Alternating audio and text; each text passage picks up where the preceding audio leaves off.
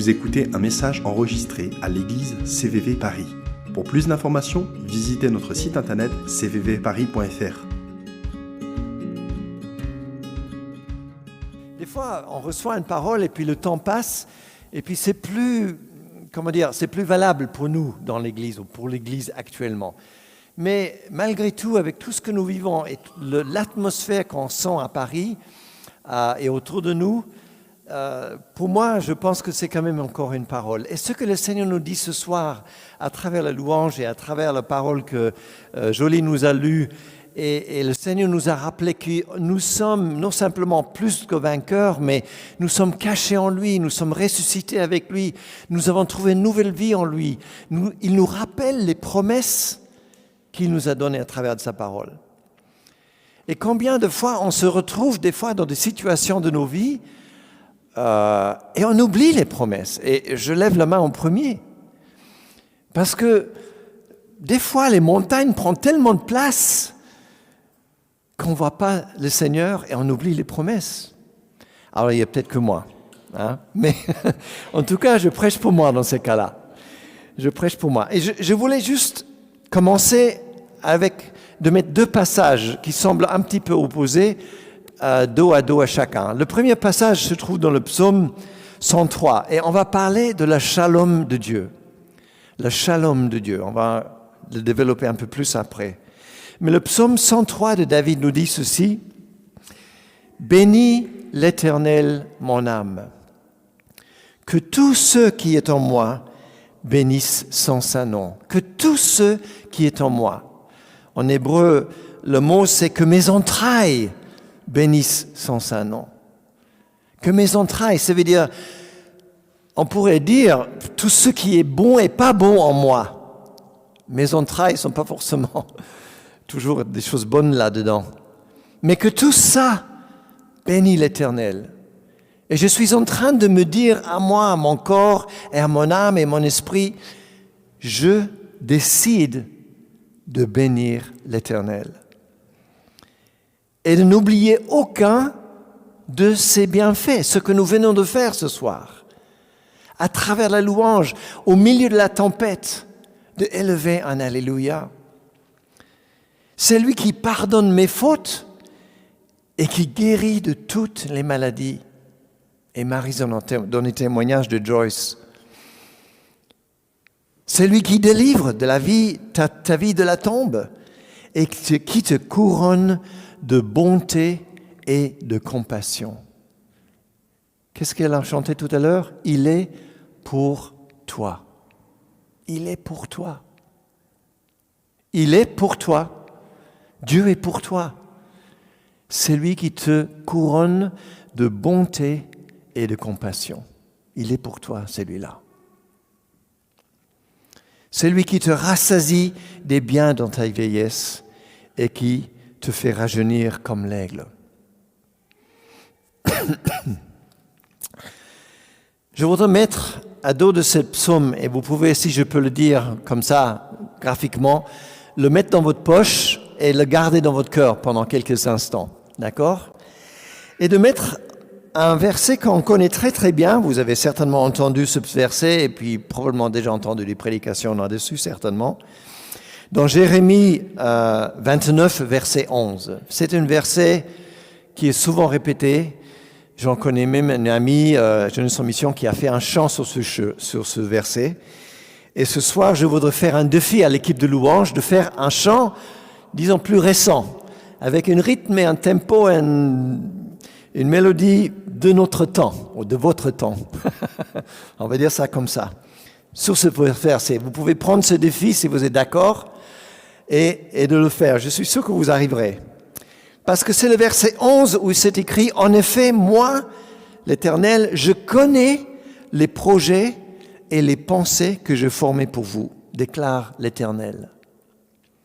Des projets de paix et non de malheur, afin de vous donner un avenir de l'espérance. » Est-ce que vous voyez l'avenir comme un avenir d'espérance?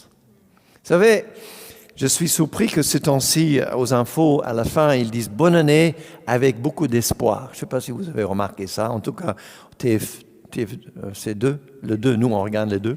Hein? Je ne sais pas, c'est Maryse, elle aime bien regarder le 2, donc on regarde le 2.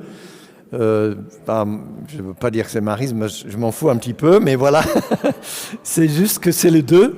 Et à la fin, il dit toujours « Bonne année » avec de l'espoir. Et je suis frappé par cette remarque parce que notre espoir n'est pas dans une meilleure année cette année. Vous avez pensé à ça? Votre espoir, il n'est pas de vivre cette année 2021 sans Covid.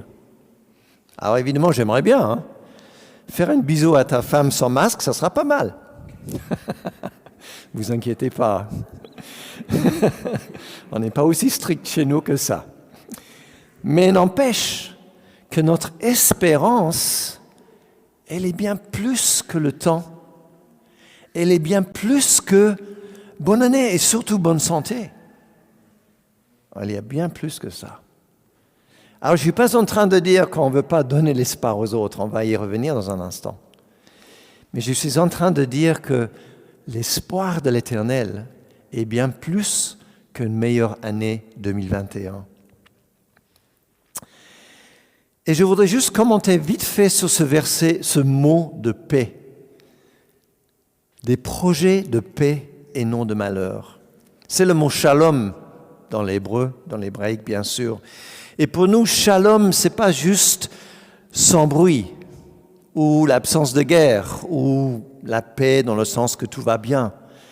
Le mot shalom en hébreu a beaucoup plus elle englobe beaucoup plus l'idée de l'entité de bien-être, de satisfaction, de paix intérieure bien sûr, mais d'une restauration de le corps et l'âme et l'esprit.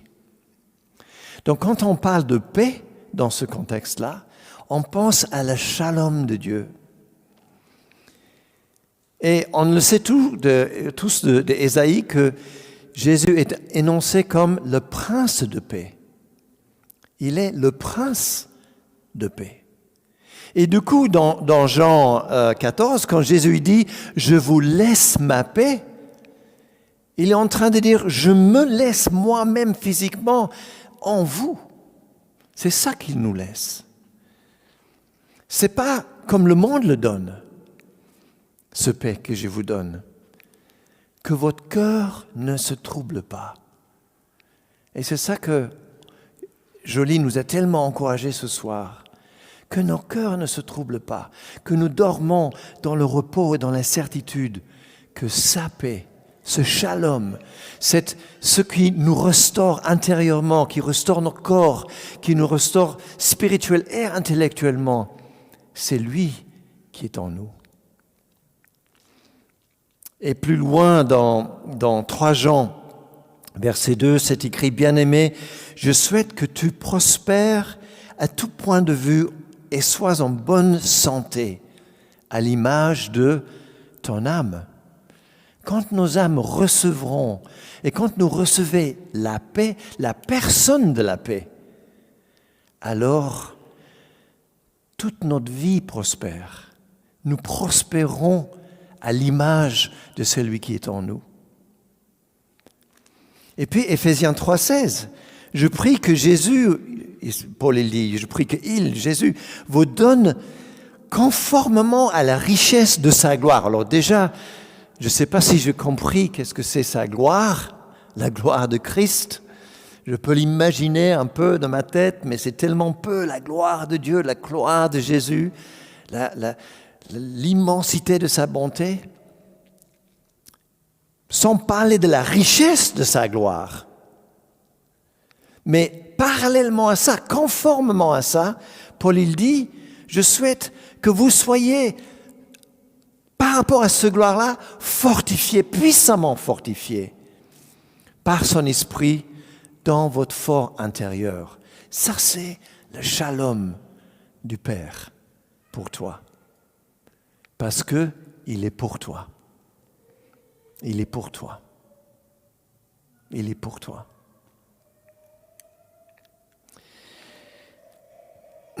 Alors, le contexte de ce verset 11 dans Jérémie, elle arrive vraiment comme j'ai envie de dire un cheveu sur la soupe, mais c'est pas tout à fait ça. Il arrive plutôt comme une laser de lumière dans un contexte extrêmement noir. Et c'est important de comprendre le contexte pour bien saisir le texte. Donc, ayez de la patience, je vais vous juste lire du verset 4 au chapitre 29 au verset 14. « Voici ce que dit l'Éternel, le Maître de l'univers, le Dieu d'Israël. À toutes les exilés que j'ai amenés de Jérusalem à Babylone. Construisez des maisons et habitez-les. Plantez des jardins et mangez-en les fruits. Mariez-vous et ayez des fils et des filles. Donnez des femmes en mariage et à vos fils et des maris à vos filles pour qu'ils se mettent au monde des fils et des filles. » Alors attention, ce n'est pas une parole prophétique pour CVV ici, je suis en train de lire Jérémie, n'est-ce pas? Donc faites attention. Augmentez en nombre là où vous êtes et ne diminuez pas. Recherchez le bien-être de la ville où je vous ai exilé et intercédez auprès de l'Éternel en sa faveur, parce que votre propre bien-être est lié au sien. Au verset 8, en effet, voici ce que dit l'Éternel, le Maître de l'univers, le Dieu d'Israël. Ne vous laissez pas tromper par vos prophètes, ceux qui vivent parmi nous, ni par vos devins, et ne vous faites pas attention aux rêves que vous faites. En effet, ce sont des mensonges qui vous prophétisent comme si cela venait de moi. Je ne les ai pas envoyés, déclare l'Éternel. En revanche, voici ce que dit l'Éternel. Dès que 70 ans seront passés pour Babylone, j'interviendrai en votre faveur. J'accomplirai ce que je vous ai promis en vous ramenant ici. Et au verset 11, notre verset. En effet, moi, je connais les projets que je formais pour vous, déclare l'Éternel. Projets de paix et non de malheur, afin de vous donner un avenir et d'espérance. Alors vous m'appellerez et vous partirez. Vous me prierez et je vous exaucerai. Vous me chercherez et vous me trouverez, parce que vous me chercherez de tout votre cœur. Je me laisserai trouver par vous, déclare l'Éternel. Et pour faire suite de ce que le Seigneur a dit ce soir, j'ai envie de dire, Dieu est en contrôle. Dieu est en contrôle. Je ne sais pas comment vous avez vécu l'année 2020. Peut-être vous avez eu le Covid. Peut-être vous avez perdu quelqu'un de proche à cause du Covid. Peut-être vous avez perdu quelqu'un pour d'autres raisons. Peut-être que c'est une année difficile sur le plan relationnel, parce que, à cause de tout ce qu'on sait au niveau distance, etc. Peut-être vous n'avez pas pu vous marier, ou vous avez perdu votre fiancé ou fiancée. Peut-être que vous avez perdu l'argent, votre travail. On pourrait imaginer toutes sortes de choses terribles de cette année 2020. Et Dieu est en contrôle. Vous savez que le verset 4 nous dit quelque chose d'assez effrayant, dans un sens.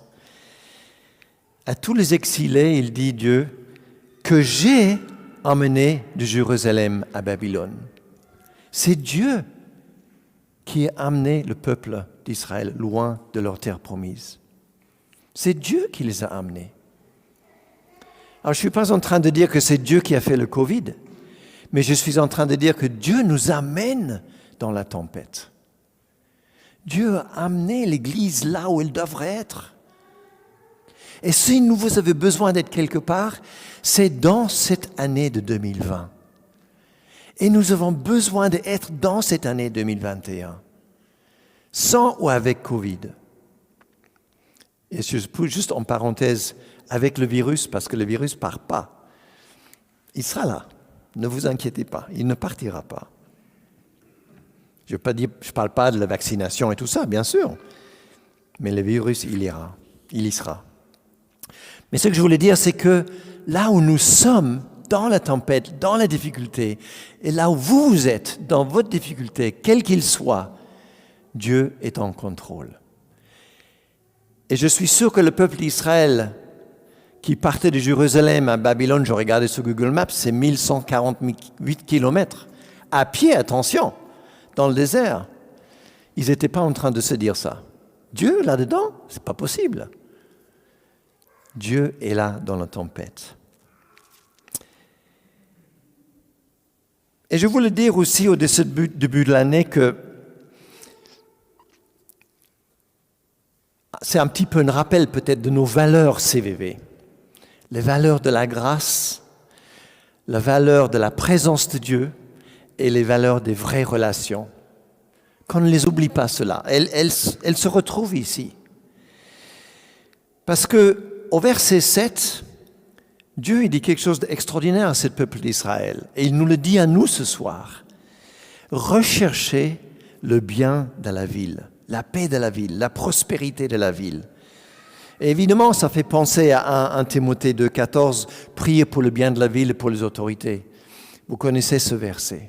Ce qui est, je trouve, extraordinaire pour continuer ce passage, c'est qu'il y a une dimension de la grâce de Dieu ici dans l'Ancien Testament qui est vraiment extraordinaire. Parce qu'il dit clairement que le bien de la ville, votre bien dépend de la bien de la ville. Et c'est pas eux et nous, voyez. C'est pas il y a le païen et puis il y a moi. c'est pas le monsieur qui travaille qui n'est pas chrétien et moi qui travaille mais moi je suis un bien. C'est pas ça du tout. Ce qu'il est en train de dire ici, c'est que si vous voulez la paix, si vous voulez la prospérité, si vous voulez découvrir la shalom de Dieu, eh bien priez pour les Babyloniens. Non, ça se dit comme ça. Les Babyloniens. Ok. Les Babyloniens. Priez pour les Babyloniens. Priez pour les Parisiens. C'est plus facile à dire. Priez pour les Parisiens.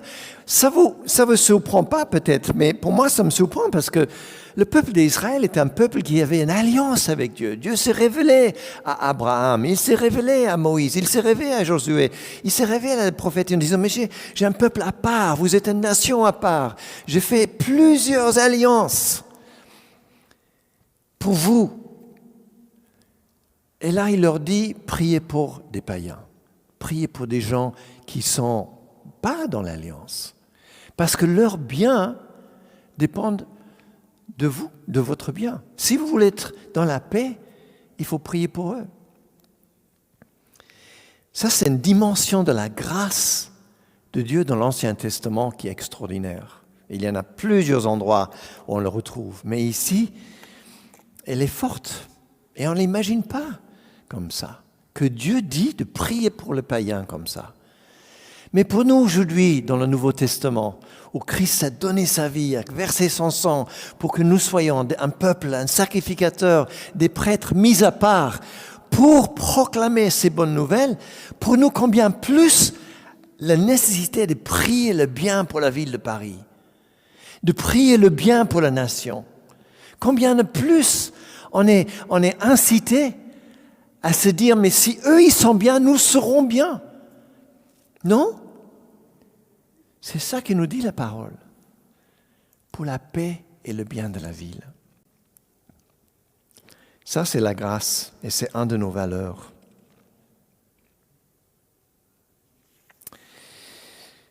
Quelle est la tempête que nous vivons? Quelle est la tempête que Paris vit? Le confinement, la distance, les heures de contrainte, des magasins qui ne sont pas forcément ouverts qu'on aimerait, toutes sortes de choses. Et là-dedans, le Seigneur nous invite de prier. Là-dedans, le Seigneur nous invite d'intercéder et de ne pas lâcher prise. Dieu est en contrôle. Dieu nous demande de prier pour la ville. Et puis, au verset 8, il y a un verset intéressant que je trouve, en tout cas en moi, il a résonné. Et ne faites pas attention aux rêves que vous faites. Alors moi, je crois aux rêves, je crois que le Seigneur parle à travers de nos rêves. Moi, j'ai eu des rêves et je sais que le Seigneur a parlé très clairement. Et puis souvent, je sais que j'ai des petites pensées au petit matin où je ne suis pas réveillé, mais je ne suis pas endormi. Et j'ai une pensée, ça c'est du Seigneur, je le sais. Donc j'y crois à des rêves, il n'y a aucun problème. Mais je pense que Ce qui veut dire ici, c'est peut-être plutôt le mot des rêveries. C'est-à-dire des fausses rêves dans le sens que c'était mieux avant. C'était mieux en 2019. Il n'y avait pas de Covid. C'était mieux avant. J'étais mieux dans ma maison. J'étais mieux avec la campagne. Je suis mieux à la campagne de toute façon. Bien sûr. J'aime mieux l'odeur des vaches, pour certains. J'ai une amie, elle me dit, moi j'aime mieux l'odeur du métro. Voilà. Chacun son odeur. Chacun son parfum. Mais ces rêveries-là, elles sont dangereuses parce que le danger, c'est de les tenir au cœur, n'est-ce pas? C'est ça le danger, de se dire, finalement, j'étais mieux à la maison. Finalement, j'étais mieux avant. J'ai reçu des promesses il y a longtemps, elles ne se sont jamais accomplies. C'était mieux avant. Et c'est ce genre de rêves qui sont dangereux. Et le Seigneur est en train de dire, n'écoute pas les faux prophètes. N'écoute pas le faux prophète qui dit avant c'était mieux. Parce que je vous ai amené pour un temps comme ceci.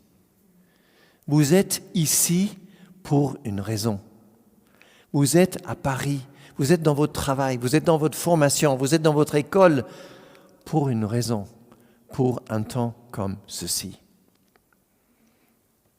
Et je parle aussi à ceux qui nous regardent et qui vont regarder peut-être demain ou après-demain. C'est intemporel parce que vous êtes ici pour un temps comme ceci. Nous ne nous trompons pas de la fausse piste. Et je voudrais sauter le verset 11, on va y revenir dans quelques instants, et aller directement au verset 13, parce que il y a cette idée que je serai trouvé par vous, dit l'Éternel. Vous me chercherez et vous me trouverez parce que vous me chercherez de tout votre cœur. Ça me rappelle ce verset dans Deutéronome. Chaque fois qu'on lit, c'est de tout votre cœur, cherchez l'Éternel. Ça nous ramène directement à Deutéronome 4. De là, de l'endroit où vous vous retrouvez, tu chercheras l'Éternel ton Dieu et tu le trouveras si tu le cherches de tout ton cœur et de toute ton âme. Et tout l'évangile de Jean, c'est aussi Jésus qui est en train de dire, mais si vous me chercherez, vous allez me trouver. Dans Jean 6, 37, je ne mettrai personne dehors qui vient à moi. Dieu a fait une alliance avec nous dans ce temps, à travers Christ, une alliance avec le sang, qui dit que quelle que soit la situation, quelle que soit la tempête, quelle que soit la difficulté, quelles que soient les complications de relations, quel que soit le manque de relations que tu te retrouves, quand tu cherches l'Éternel, tu vas le trouver. Vous savez pourquoi?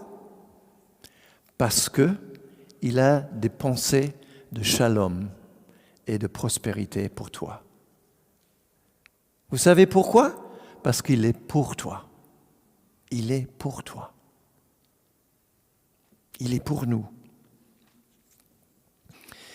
Et c'est ça la deuxième valeur de CVV. C'est de vivre la présence. Vive la présence. Vive la présence quand on est deux à prier. Vive la présence quand je suis seul dans ma chambre à prier. Il y a des hommes de Dieu et des femmes de Dieu qui nous témoignent dans leur prison seuls. Madame Guyane, pour nommer une ancienne française, dans leur prison, découvrir la présence de Dieu tellement ils ne pouvaient pas se tenir debout. Vive la présence dans nos groupes de vie. Vive la présence parce qu'on la cherche de tout notre cœur. Et voilà qu'on arrive à cette promesse pour finir au verset 11. Dans le contexte de la tempête, dans le contexte de je suis là pour une raison, je dois intercéder. Dans le contexte des défis de mes propres rêves où j'étais mieux avant, j'aimerais mieux faire ça comme c'était avant.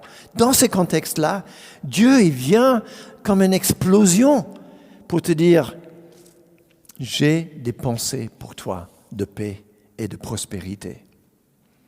Ça, c'est vraiment la miséricorde, c'est la passion et l'amour de Dieu le plus profond pour chacun de nous.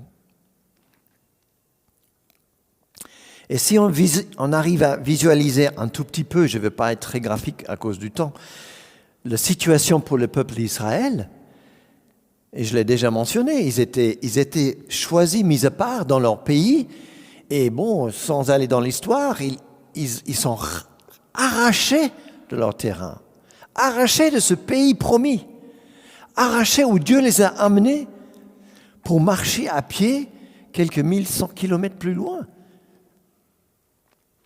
1100 kilomètres à pied, c'est plus loin que Marseille. À travers le désert. Et c'est là-dedans que tu as la pensée de dire, là tu as le temps de dire c'était mieux avant. Là tu as le temps de dire les petits oignons et les courgettes et les tomates, et c'était mieux avant. Là c'était dans ce moment-là que tu veux dire que 2018, 2019 c'était mieux. Tout ce que je vois, Seigneur, c'est des restrictions. Tout ce que je vois, c'est les masques. Tout ce que je vois, c'est la distanciation. Tout ce que je vois, c'est que je n'ai pas le droit d'aller manger le soir avec mes amis. C'est ça qu'on regarde. Et le Seigneur te dit, là-dedans, dans cette situation, j'ai des projets de prospérité. Ça clash.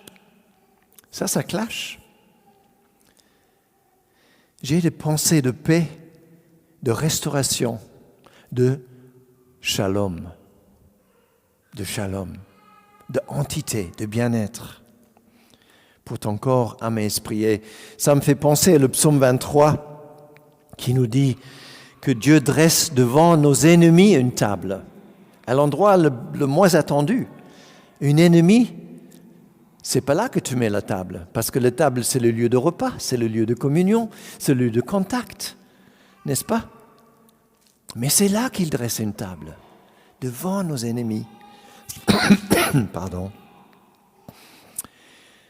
N'écoutons pas les faux prophètes et les rêveries du passé.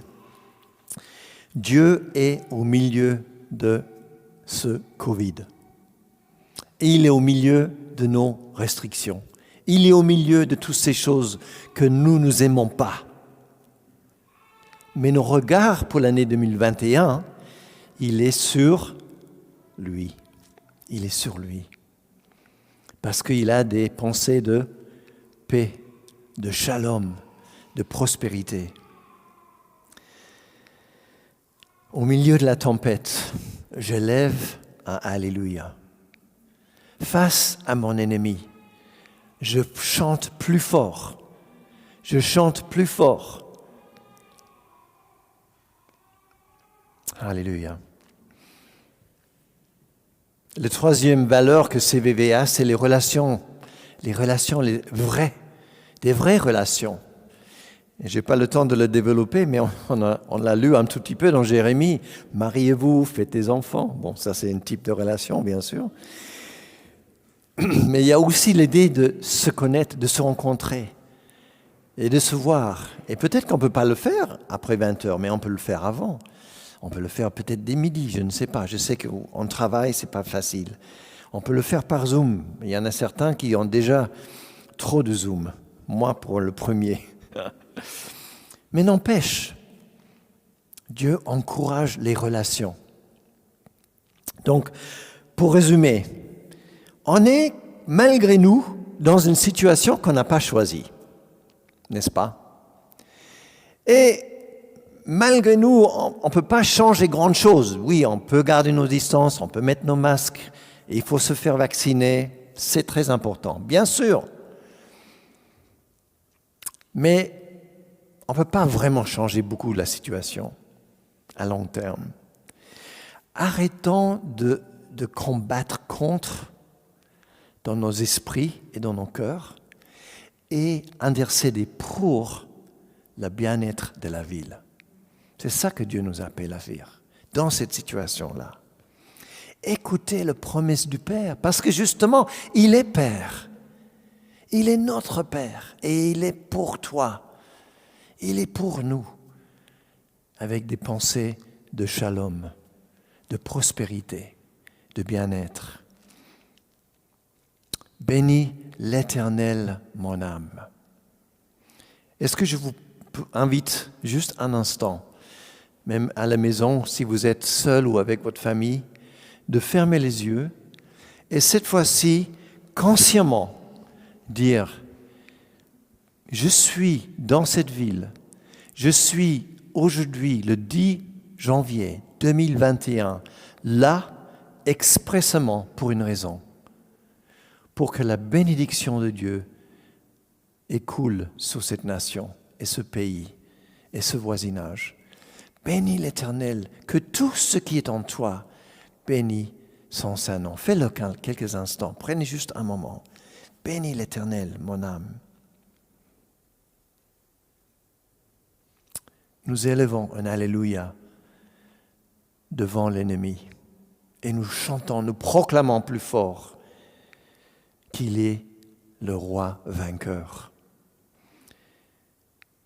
En post-scriptum, j'ai peut-être envie de dire juste, pour ceux qui nous regardent peut-être en streaming, que pour certains, peut-être c'est un peu le chinois pour chacun de vous, parce qu'on ne comprend pas qu'on doit bénir quand les choses ne vont pas bien. Et qu'on peut dire ce qu'on veut dire, il y a le désespoir. Mais vous savez qu'en Jésus, il y a l'espoir. En Jésus, c'est le seul espoir. Et si vous ne le connaissez pas, je vous invite de lui demander de se révéler à vous. Je vous invite à dire, Dieu, je ne comprends pas. Dieu, je ne le vois pas. Mais révèle-toi à moi. Je vous invite à le dire, si tu ne connais pas Jésus. Alors, beaucoup d'entre nous, des fois, vivent avec beaucoup de culpabilité, avec des choses mal qu'on a peut-être fait, ou moins mal. Certains d'entre nous se disent, mais finalement, moi, je ne suis pas une mauvaise personne. Et c'est probablement vrai. Tu ne l'es pas une mauvaise personne. Mais il y a le désespoir dans le monde aujourd'hui. Et la seule personne qui nous donne l'espoir, c'est Jésus-Christ. Dites-lui à lui, et il vous donnera l'espoir. Amen.